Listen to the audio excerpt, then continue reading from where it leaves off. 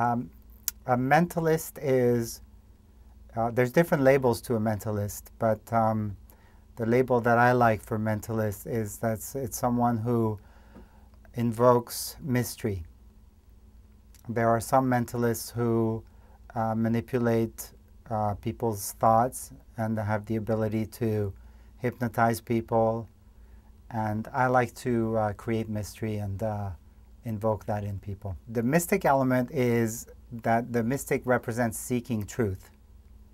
So I'm a seeker of truth, and I like to take people along with me through the entertainment to explore truth.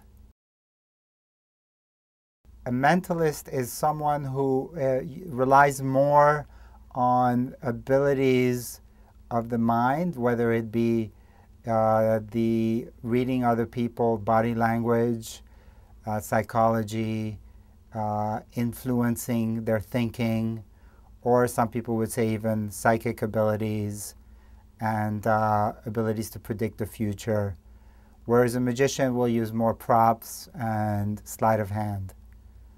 That's the distinction. I had a psychic experience early on when I was in high school, and I had a few different ones, but there was one in particular that really struck me. So that intrigued me, and I started to inquire and look at my experience and experiment with it. There was no training, but it's more you experiment with different ways of doing things, and you just see if it works. And most of the time it doesn't work, but then you just keep experimenting, and when it works, it often catches you by surprise, but then you reflect back and you go, okay, what was it that happened that it actually worked? There was a German mentalist named Ted Leslie who, in the early days when I was just starting out, I met him through my travels, and he told me something really interesting that intrigued me and that impacted me quite a bit.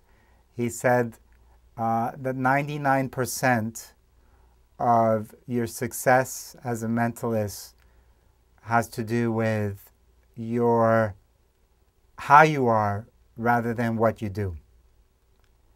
And I was more leaning towards doing incredible things, but that impacted me quite a bit. He's no longer alive, but he was really onto something there.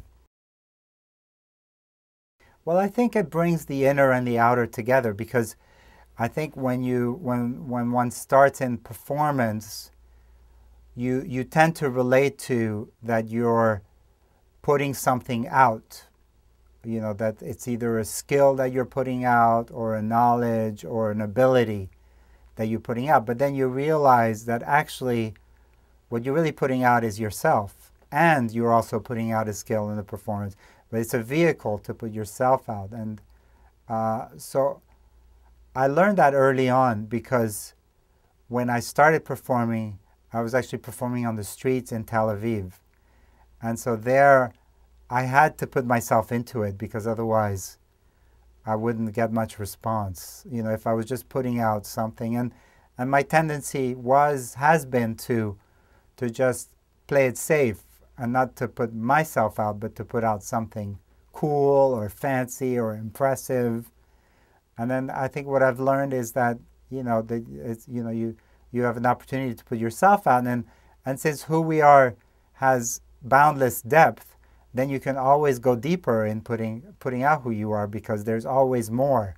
You know, it's not just it's not just two-dimensional. You're not just someone who enjoys messing with people's minds. There's more depth to it than that, and part of it is sometimes you just intuit that, and then you have to dig deeper to find out what that actually means.